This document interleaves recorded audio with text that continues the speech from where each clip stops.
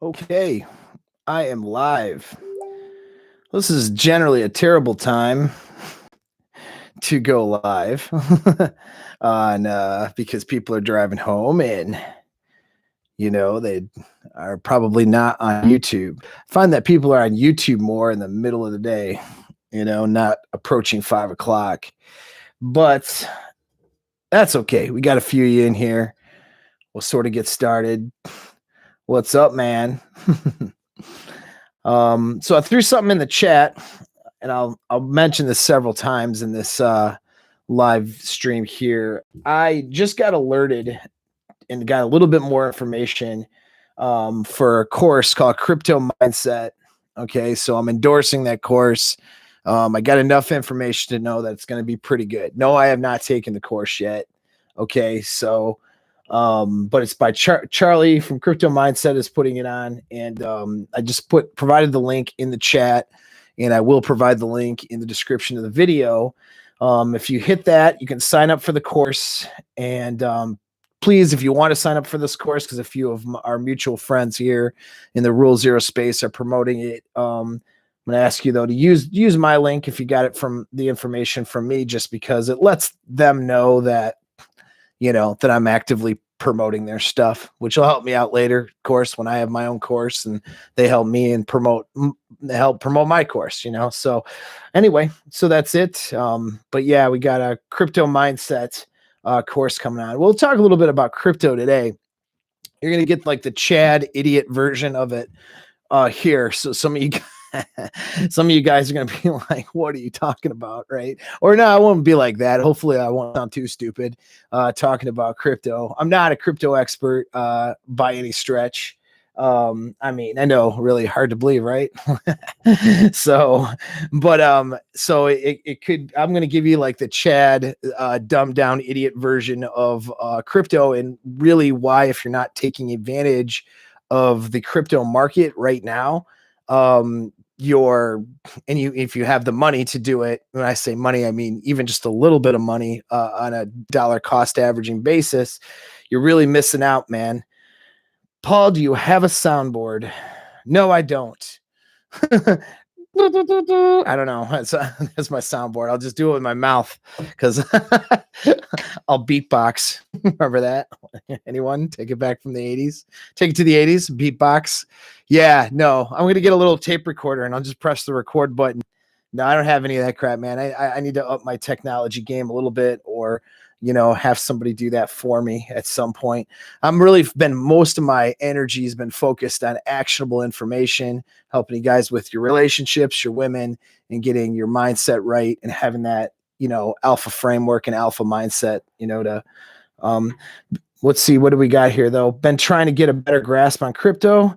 I hope so. Hope my interpretation will help. It's like, here's the dumb guy version understanding. Charlie's course will give you a better grasp on it. But of course, that's money, right? That you're going to spend. Here's the thing about this. We're going to talk about, go for it. All right. We're going to talk about two, compounding effect as well, and how that affects like other parts of your life. So that's the Mindset Monday piece on this, but we'll get a little bit into the crypto aspect of this thing, right? So here's how you got to kind of understand a little bit about currencies and how currency works, and why crypto is such a wise thing to get into now that everything is becoming globalized. Okay, so we had a time in our history, let's say US dollar was backed by gold, right? So it was something called the gold standard. You could literally go to the Federal Reserve, and that note that you had in your hand, which was a US dollar amount, translated to an amount of gold that was kept in the Federal Reserve.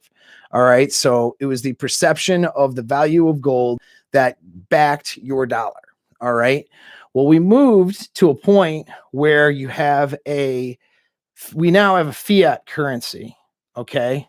And so fiat currency this is how this kind of developed. All right. Governments realize that, wait a second, if I have a currency that's backed by something like gold, right, or by like gold standard or backed by a hard asset. Well, I can't just print more money then when I want to borrow money and pay off debt. When I want to pay off money and debt that I've borrowed from other countries, right? And from other entities, I can't just print money then. I have to have the amount of gold that would correlate to the amount of dollars perceived to pay back this country or pay back my debtors, right? Instead, if I have a fiat currency, I can basically just print money. So if I owe somebody $1 million, I can go to the basement and Xerox off, $1 million. And then there you go. There's $1 million. That's what fiat currency allows me to do. It allows governments literally just to print money. And so then governments print money. And then, of course, the perceived value of that currency and how it balances out with the other currencies is what that dollar ends up being worth. All right. Now, of course, if I go to the basement, if you borrowed Paul, ask Myron Fresh to get on their show. I know. Don DeMarco. Yeah, I know. I need to get on Myron's show for sure. For sure. I need to ask both those guys and see. It's been busy. I'm doing a lot of consultations with guys and a lot of things like that, but it's definitely on the list, man. The show looks like a lot of fun. I don't even get a chance to watch it as often as I'd like because of the research and development that I do on my own stuff. Plus, interacting with you guys and doing a lot of consults. We got a question here. I have a stable job at 15,000 saved. In your opinion, how much should I invest in crypto? I will answer that for you, but let me get a little bit more into this, right? And so here's the thing. So if you borrowed, $1 million from me and I said, okay, cool. Thanks for the $1 million and I spend it. And then I just go in my basement and I print off my Xerox machine, Chad, Thunderschlagen dollars for you, and I hand it to you. You would probably be pretty mad at me. And you'd say, dude, this is worthless. Your Chad Thunderschlagen dollars isn't going to get me anywhere. You better get me a hard asset or maybe something with a little bit more perceived value, right? And so that's a problem, right? So as governments just sort of print money that brings down the value, and as the debt ratio, the debt goes up, it brings down the value of that currency. That puts things at a lot of risk. So like the US dollar has been kind of the standard around the world for currency for a long time, but we keep printing money here in the US, right? And so that's kind of a problem. It's kind of an issue. We may run into a point where we end up with inflation or hyperinflation, where our value of our dollar ends up going down tremendously. And that means, so if the same $3 that you can buy gasoline with today ends up costing $9 after hyperinflation, or even more than that. And we've seen this happen in places around the world. Okay, we've seen this happen. A great example, if you want to look at Argentina, they want to see what it looks like when an economy crashes, a first world economy. Look at Argentina in 2001. So Argentina was a first world economy. They had, U.S. banks in Argentina. Their peso was backed by the US dollar, a whole bunch of things. But that government kept printing money.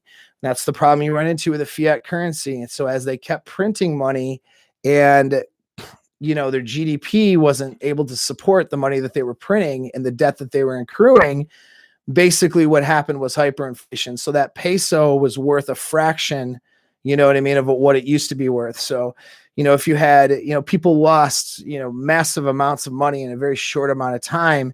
And people even had bank accounts in Argentina where they were supposed to be backed by the US dollar. And then once the inflation started happening, the big banks locked the doors, would not allow people to withdraw money anymore, sometimes for months on end.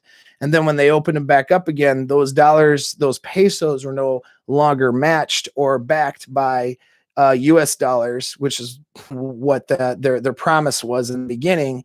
It was just whatever the peso was worth in Argentina, which is where ended up being worth a fraction, sometimes a third, or I think it was ended up being like a third of what it was worth. So if you were somebody, you saved up $900,000 for your retirement, you basically had a net worth of 300,000 by the time 6 months into this hyperinflation scenario.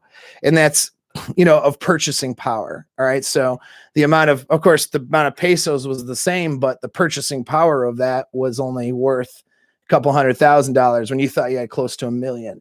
And so that's the risk, right? A huge amount of risk with our regular government-backed currencies. So a way to sort of mitigate that risk, or at least put something in a side place, a little fund. Some people can get rich off this too, but that's not my necessarily goal. I'm pretty conservative when I do my investments and stuff like that. I mean, I'm mainly in real estate right now, which is as conservative as can be if you pick the right area. But basically what you do is, with when Bitcoin came about and cryptos came about, here's what happened here. It was basically currency projects that were created. And I'm not going to get into the details of all that because I'll screw up those details. All right. I'm not an expert there. But these currency projects were created. And instead of government here printing money and creating the money and then people perceiving the value, it was the picture that the people around it are instead in perceiving the value of what this coin is. And the coin is not paying off government debt. So there's a fixed amount of printing, if you will, or creation of each particular coin. You don't have this inflation effect with cryptocurrency because the creators of these projects are not they're not just creating and printing more crypto to pay off government debt. Do you see what I mean? So their motivation is to keep the printing, the amount level low so that the value of those currencies rise and go higher. That's their motivation, not to print more and more and more of it and hyperinflate their own currency. So if that makes any sense. So that was the benefit of utilizing a cryptocurrency versus a fiat currency, is it's not backed by a government, which means that they're not paying off government debt with that. They're not printing more and more of it to try to just pay debt off, okay? Which is what causes this inflation effect. So really it becomes a really good way to hedge against your currency. If you live in the US right now and you have US dollars, okay, now you can use this comparison anywhere else in the world. If you live in the US right now, you have US dollars, think about the amount of money we have been printing year after year, the amount of debt we're accruing, okay? Our inflation rates at some point within our lifetime is going to become a real problem. Or we may face a temporary or even kind of long-term problem with the value of the purchasing power of our dollars. So, buying a cryptocurrency, what that does, getting into a cryptocurrency, if it's a good, solid project, and it's a good, stable, as stable as crypto can be, project with some confidence behind it. Like right now, Bitcoin has the most confidence behind it, but there are other cryptos you can get into. Well, it hedges a bit. So even if you bought into Bitcoin, was a year ago, something like that, it was like a little over that. It was like $5,000. It's worth a little bit over $50,000 today. All right. So that's a huge return on that investment. So we're in a bull market right now with crypto. You pretty much into chimpanzee can get into cryptocurrency right now and make money. So now that's saying, and I'll get back to your questions here in a minute. That doesn't mean you got a blank check to just make money if you throw your money into these projects or these different cryptocurrencies. All right. Because just getting into it isn't, you're going to get a return. But the question is, when do you get out of it?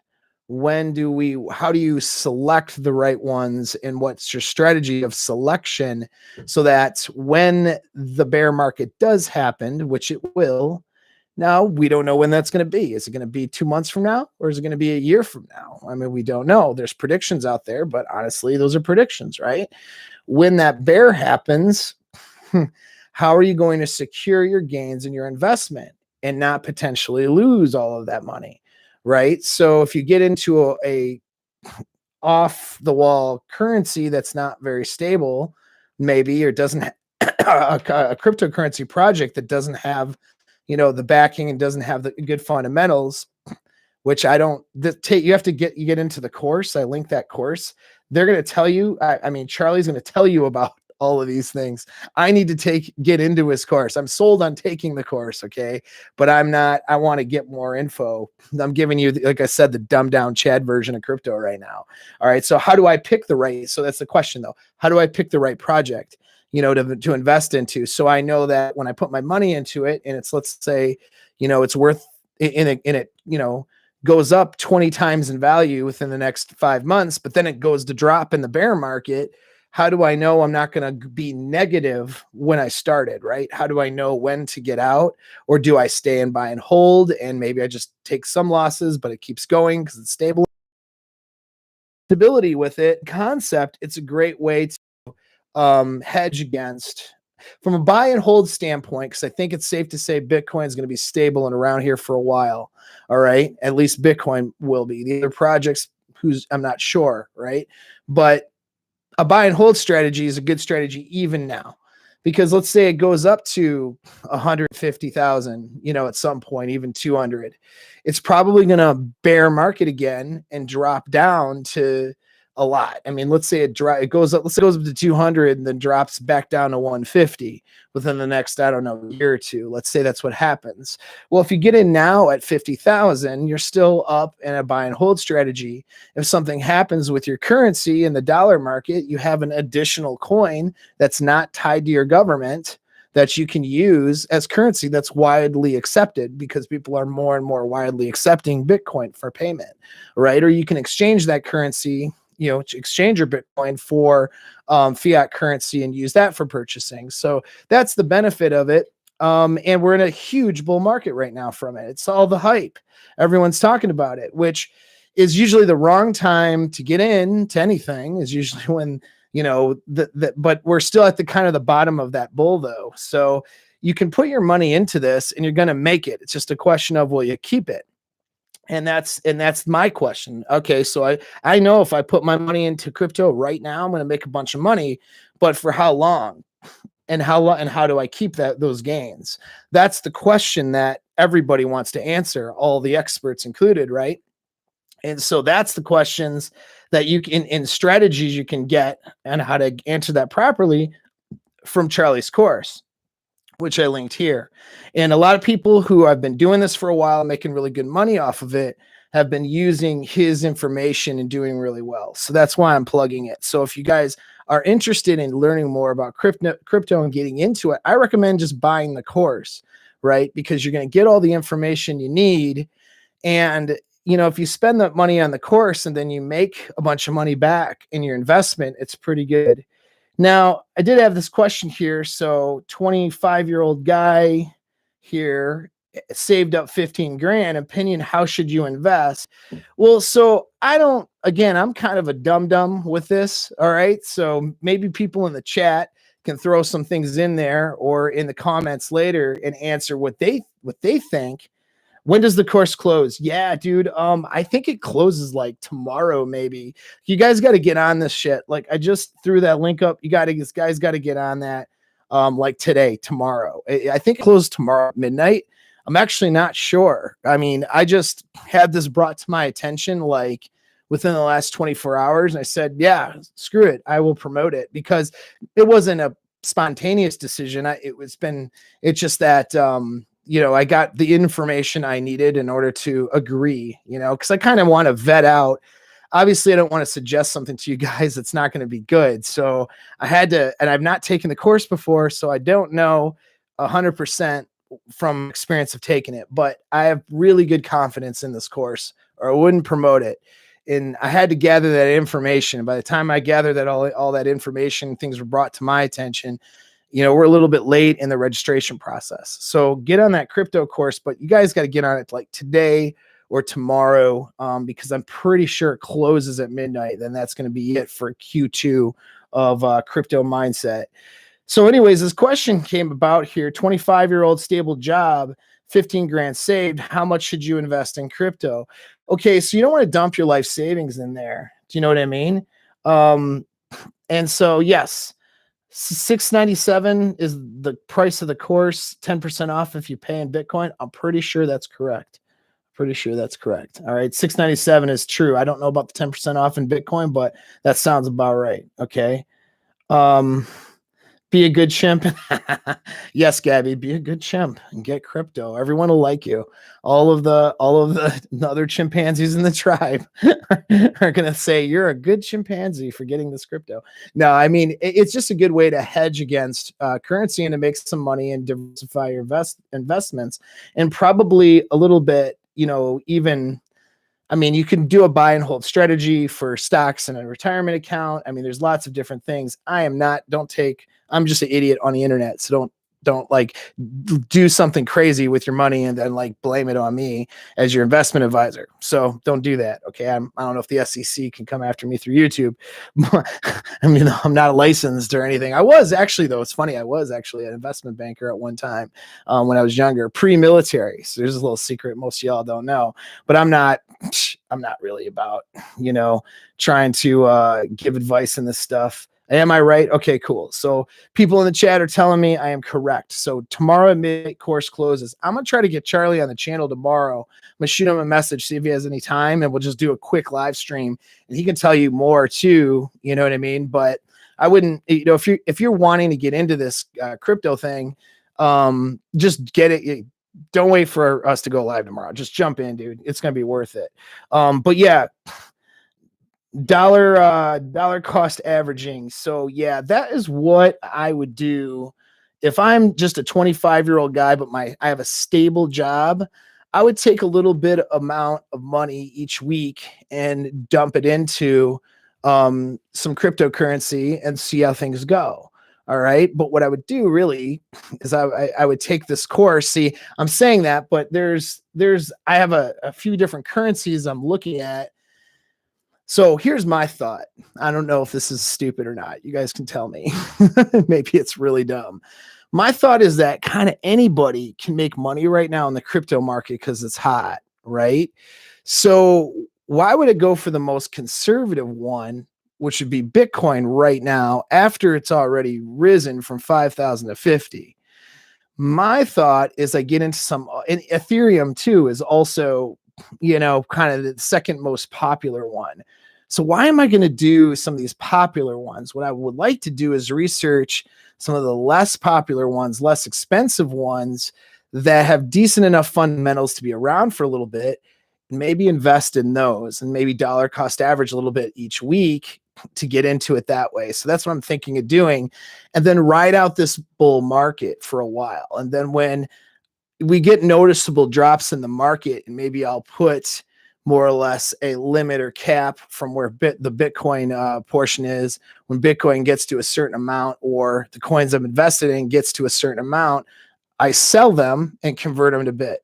All right. Maybe that would be a thing to do. All right. So I don't achieve maybe a tax implication for that. I don't know. So that's my thought. I'm going to run it by Charlie tomorrow, and he can tell me I'm a dumb Chad and I need to stick to smashing women instead of smashing crypto. Maybe he'll tell me that tomorrow. It's like I need to stick to what I know, maybe, whatever. But I mean, that's my thought. That's my, because think about it. If you could make money in this market doing anything, right?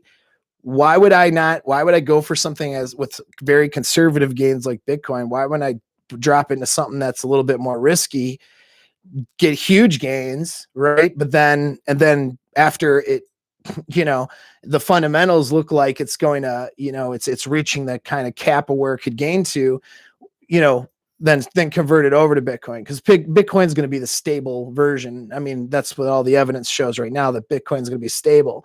But Bitcoin, you put your money in, it's at 50,000 right now. It's going to take a while for it to get to be 100,000. or 150,000, and then you're going to get a bear market at some point. Maybe it drops again. I mean, you might double your money in Bitcoin right now, which is fine. That's nice and conservative.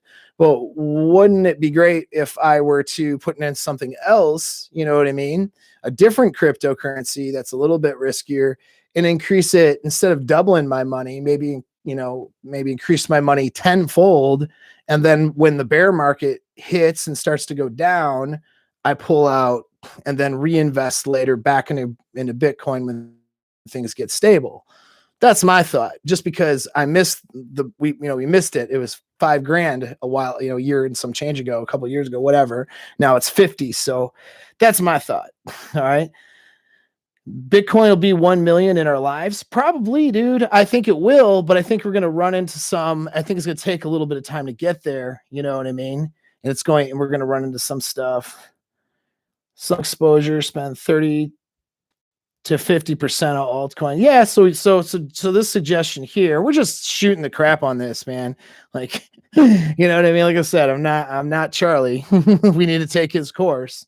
But yeah, so G here saying to diversify amongst your cryptocurrency, which makes a lot of sense to me. You go in half your money into Bitcoin, which is the stable version, and then maybe you play with some of the other ones with the rest. But my point is, I would only take a portion of your wealth and do this. I would not, if you only have 15 grand in the bank, I wouldn't take more than $1,000 or so, assuming you have stable income and you're not living off that 15 grand. I would only take a couple grand tops and put it into Bitcoin. You know what I mean? It's what you do with your money that you can take some risk with. This is obviously a riskier investment. But this is something that you can do there. Well, let's go back and see some questions. Watchers 9 likes. I know, right? Press the night. Oh, we got 16 now. We only got 26 in the chat right now because this time of day sucks. I realize people are like driving home and stuff. Am I in crypto? I got some money set aside and I'm looking into it. I'm way late in the game on the crypto thing. And so I'm pretty conservative investor.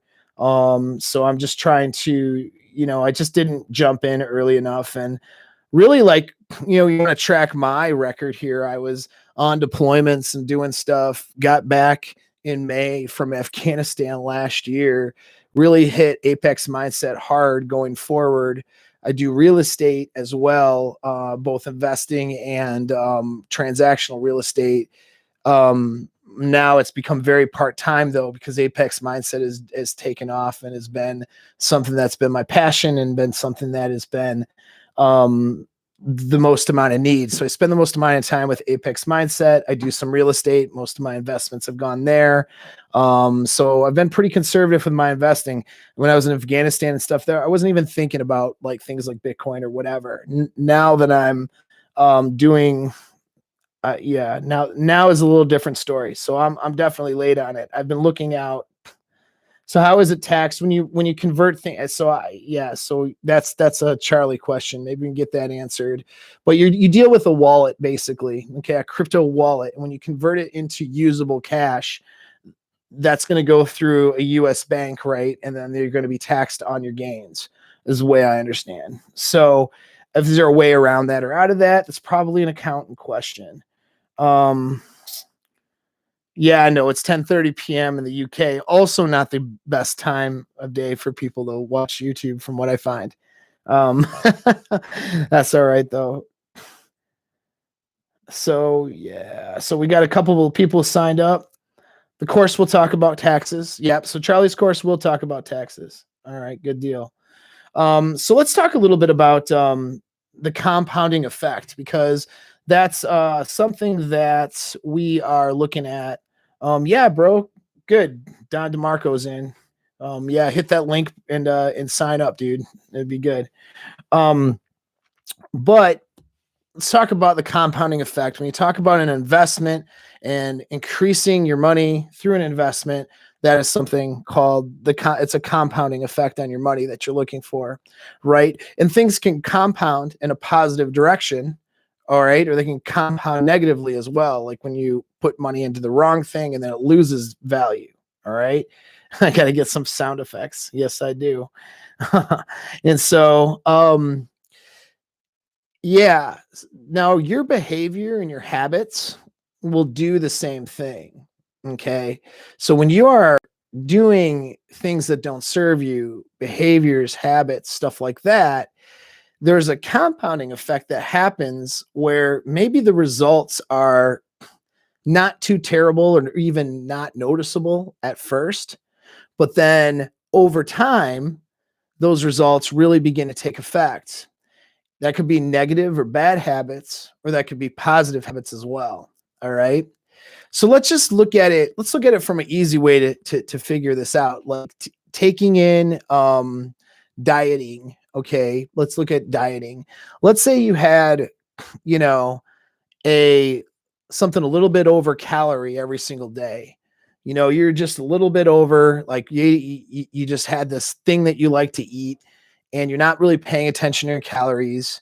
And most of the time you're on calories. Actually, here's actually even a better example of how most people do. So most people eat right around their maintenance level of calories, unless there's some problem with their metabolism and their leptin and ghrelin hormone effects. Okay, they usually eat around the same amount of calories every single day. But then what will happen is, okay, let's say Friday night happens and you go out, you go to somebody's house, you party, eat a bunch of nachos, drink a bunch of booze, and you go way over calories that day. All right, so then the next day you might be a little hungover, but there's no massive bad effect in your physique from that Friday night. Being 1,000 calories over on a Friday is not really a big deal in the short term. Then let's say Saturday happens, and let's say you're a little bit over on Saturday, because of course Saturday is a good night to hang out too. Let's say you do Sunday brunch. Maybe you're on calorie Sunday. Anyway, you go back and you normalize. But let's say that's just how your weeks go, where maybe 1 to 3 times a week, you're significantly over your maintenance level of calories. And then you trickle back down to maintenance most of the time. Well, you'll find because the compounding effect of the calories you're eating and the energy you're not burning, you're going to turn around a year later being 10 or 15 pounds fatter than where you started, just because you're doing a negative habit or a bad behavior, you're not correcting for that habit. And over time, you end up in a bad place due to that compounding effect. All right. So that's a great way to illustrate it. Now, on a positive side, you guys have all gone to the gym, and let's say you work out really good one day. You'll have limited short-term effects from that. Some of those will be good. Some of those might not be so good, like muscle soreness or exhaustion, depending on how hard you push yourself, right? But it's not a big, you're not going to notice a huge difference in your performance or your physique after one day of working out. But if you work out for a year consistently, the compounding effect of that behavior will get you a much better physique than you were the previous year. So making substantial change and getting things that you want often comes down to correcting behaviors or habits that you do on a consistent basis. You have to be consistent with those habits and behaviors, and you have to let that compounding effect take hold, right? And that compounding effect gets greater and greater and greater as you do more and more things in the right direction. Now think about, we talk about mindset all the time. Think about your mindset. If you have a negative outlook on something that's not serving you, but then due to anxiety or anger or whatever, you continue to fuel that negative outlook by seeking out information, news, whatever it may be, to constantly reinforce those negative outlooks and feelings. And you do that a little bit every single day, week in, week out. The thing that you're anxious about, the thing that you have a negative mindset about, that is going to compound in your mind and in your behavior, and it's going to start to show up and lead to really maladaptive. Okay, maladaptive is another word for bad. All right, bad behaviors and bad thoughts, things that aren't serving you. And we see this all the time as well. We can see it certainly in red pill stuff where guys will go down a road of digesting real negative stuff that isn't necessarily objective. It's just negative, right? It starts off with a need to break other patterns that weren't serving us, let's say blue pill patterns, right? And to get into more of a reality and an understanding of what's going on, let's say in the sexual marketplace. And there are certain pitfalls and things to look out for. Certainly, when you get into relationships, people have been hurt and harmed, we'll say, whether it's not just emotionally, financially, logistically, from bad relationships. And so people want to avoid that. So, they latch on to some of this information that's going to signal avoiding that danger, right? Some of the more negative information, we could call it. But then they're digesting that every single day and they're not digesting it objectively. You're not looking at certain parts of, female nature or the sexual marketplace. And you see women do this all the time with how they look at men and masculinity. You're not looking at it from an objective lens, from a neutral mind. You're looking at it from a negative mindset, and you're continuing to fuel that negative mindset. Well, how well do you think that your relationships with women are going to work out if that's what you're doing for months to years, right? It's not going to work out too well. It's if you continue to fuel these negative things, there will be a compounding effect, and it's going to show up in how you behave with women, how you handle women, how you handle your relationships, how you handle your dating. It's going to how you raise your kids. It's going to have really bad and ill effects. And I see that all the time in consultations. Guys have just been digesting a bunch of bull crap, and they end up having really hard time with, and instead of having a great time with the women that are in their lives, both casual relationships or long-term relationships, more serious ones, or even just platonic, relationships with women, guys end up having a really bad time because they're just fueling and fueling and fueling all this BS, all this sort of bad, negative, doom and gloom, stuff that they're legitimately anxious over. And they just continue to fuel that stuff, instead of practicing habitually other behaviors and other belief systems that would put you in a better place with women in your life and a better place with those relationships. I mean, there's people out there, there's a smaller percentage, of course, but there's people out there that are having a great time with the women in their lives. Okay. Again, both sexually as well as non-sexually. So why don't we be more like them? And that's what this channel is designed for. I do give you guys the warning signs here, and I do have the things you guys need to look out for, which is why some of the more negative aspects of the sexual marketplace and human nature, I do illustrate those things because you need to be aware of those things. But I don't want you to focus on those things.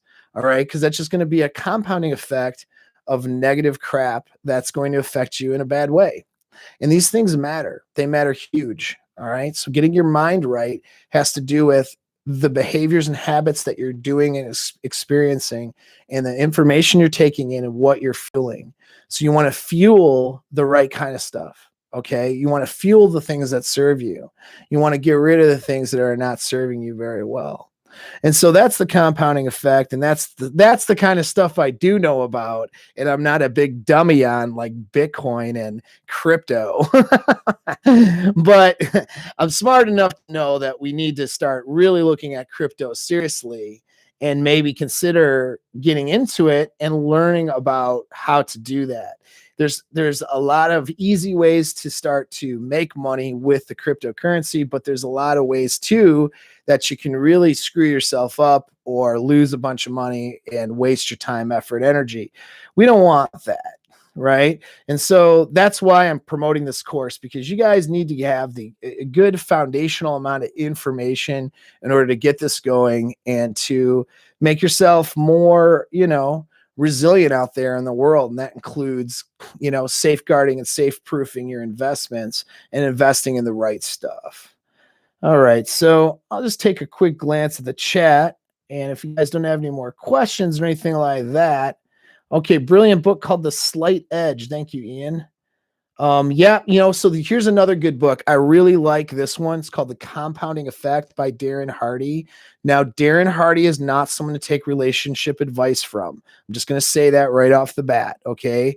That's as terrible of advice as you could get when it comes to that. However, he's brilliant when it comes to success and studying success and entrepreneurship. I would consider him brilliant.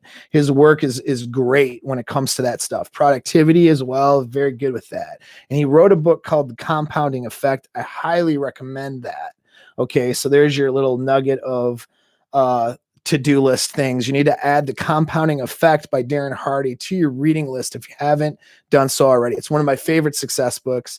I sometimes forget about it, because I read it so long ago, but it's amazing.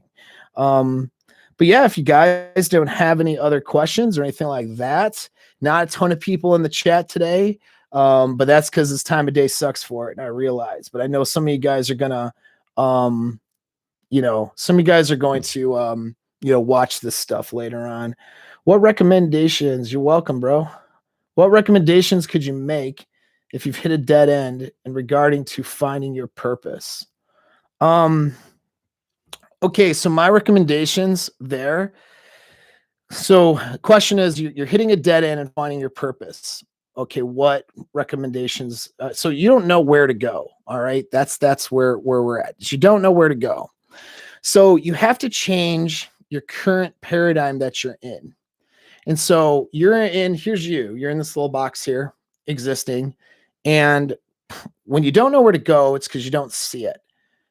What's around you, everywhere you're looking, you're not seeing a direction that you need to go, right? In regards to maybe job, vocation, purpose in life, what your passions, that dent in the universe you want to make. You can't see it. You're here. You're in this little box. So what you have to do is you have to be able to expand that box and step outside of it. The best, easiest way to do that is to start making changes with the circles that you're in. Okay. If I have the same friends from high school, from the job, the dead end job I don't like that I go to, my family, and so on and so forth, and I got the same people I'm interacting with, and I'm not seeing separate or different answers, then I'm going to want to start interacting with different people in different circles to hopefully open up my eyes to different opportunities. That's probably the quickest way to make that happen. When people go to university or college or anything like that, a lot of times it's not the education they're getting in a college that is really useful to them. It's being around now different circles of people and possibly getting into different circles through different departments, whatever. And then they start expanding, their mindset as to what options are available to them, right? And so that's what you need to do. You got to expand your mindset and figure out what options are available to you. And it's really difficult to do that if you're still hanging around all the same people. Now, you might not just be able to go outside right now and just start hanging around with new people. Hi, new person. Hey, person, hang out with me. That might be a little weird, but you can join communities or start getting different circles of people. And I'm going to start a community, in fact, but the focus of my community is going to be on the sexual marketplace and mindset and becoming that alpha self. So I'll end up having a community when I drop the course. Get in my community. Okay. That might help because you'll network. This is what networking does. You'll network. And what happens is you'll see, okay, what types of things people are doing and how people are living very differently. That was the benefit of some entrepreneurs groups that I got into. And I will plug Rich's group, 1%, and I'm on his business tier, and it does cost a few grand a year for me to be there. But here's what's good about that. I'm networking now and interacting with people on a internet social level, although it's mostly the internet, people who are doing different business ideas and executing things successfully all over the world. And what that did was that opened my mind as to how to monetize my passions and how to, create side hustles and how to do different things so that I can be more geographically independent, because that was a big thing, was my real estate business made me geographically dependent. And then I would screw myself when I would go play Army or leave on a deployment or do some military stuff. And I'd come back and my real estate clients were all gone, and my team would be functioning because I have a team leader actually, and I'm not the team leader. He runs things. I can't be the team leader. I can't be a team leader in real estate. I leave too often for military stuff. But that was a real challenge because my income with real estate was geographically dependent. Other than the investment properties I had, having new clients for buying or selling homes, well, you leave and then all of a sudden you lose all those people. So that was the challenge. But now I have ways of making passive income, different things that I didn't realize before until I expanded my circles. And so that's a long answer. but I mean, that's the quickest thing you can do, man, is look to expand your circles. Start talking to different people. Start approaching different professionals, different areas, people who are successful, people who are making things work for them. And no, they don't have to be that billionaire successful dude. They could be somebody who just started out, but is making it and doing well with their start even. Those are good people to talk to too sometimes, because they might be more relatable and more at the level of where you're at versus someone who's been doing something for 10 years and can't remember how they got their start, and you start networking with these people and you figure it out, man. That's really, I think, one of the most powerful things you can do to kind of get out of that rut. Yeah, you're welcome, bro. No problem. And another thing too is do it intentionally, right? So when I do things and behaviors that I want to make sure I'm going in the right direction, I put my intention out there. So when I say put my intention out there, okay, so if I'm networking with people and trying to figure out different ways of maybe starting a new business or a new vocation, something different, I'm not happy with where I'm at. Well, I'm going to journal that every day. I might meditate on that as well on a daily. So I'm going to think about these things and think about different ideas and just see what things come to mind. And maybe I stare at a blank page for a couple of days, you know what I mean? But then eventually things sort of start brainstorming and start happening. So if I'm doing that in conjunction, now my networking and expanding my social circles with successful people is now more becoming intentional in terms of my analysis and what direction I want to go. So that's some real actionable advice. So you guys that are the low number of people due to the time of day I'm doing this that are on right now, I hope you guys appreciate that, man, because I wish somebody had told me that in the way that I just said, a couple decades ago. See, ditch Facebook, open up a LinkedIn account. Oh yeah, LinkedIn's okay. All right. Depends on where you're at though and what you're trying to do. It seems post-COVID that it's difficult to find quality people after becoming red-pilled. Yeah, it is. It is. But guess what? You have an internet. Now, I know the internet does not replace real human interaction, but there's there's some of you guys on here, man, in the chat, some of you peeps that I feel like I kind of know you a little bit. I know your internet personality anyway. And so there's definitely a connection there. You know what I mean? So don't discount it. You still want to get out there and have an actual real connection. But sometimes you meet people on the net and in communities and some of these things that you end up networking in with real life. I mean, that's what happened to me. I mean, shoot, we have plans when right now they're still being really stupid with COVID. But I mean, I met Rich Cooper, for example, over at Entrepreneurs in Cars. I mean, I met him. We've talked, we talk a lot, quite a bit, I think. And, definitely have interacted personally, and we have lots more plans to do that in the future. But we kind of met initially online, you know what I mean? And so that can happen too, meet people online, then meet them in person. Ever injure your shoulder benching? Yeah, absolutely have. That sucks. There's nothing stopping guys from playing sports or outdoor exercises. Absolutely. But you got to network that in, right? So yeah, even creating a group yourself, if you can put people together, that's a little bit tough. So anyways, you guys got a lot of actionable advice there. I got to bounce. I got a number of things to do and all that. Yeah, right. So there's an example. I met this guy here in a different course. John, John from Modern Life Dating. I was in there doing, sometimes I jump into John's course and I'll do a little session, a little breakout session for him and do an instructional for an hour or whatever. Help those guys out. And it's a lot of fun. I meet a whole bunch of people there, or I'll listen to some of the breakout sessions from some of my internet friends that I know. Right. And then, and we're all coming together for a common purpose to make ourselves better. It's good, man. It's really good. So some of you guys get in these ruts, and you're not, you're just doing the same thing every day and your social circles are not very supportive. And that's how are you going to thrive if you're not in circles of people that are supportive and, also are willing to help you work towards your goals, because they're working towards their goals. I mean, how you expect to be successful? It's hard. You're working against yourself. If that's the case. No worries, brother. Dude, this was the worst time.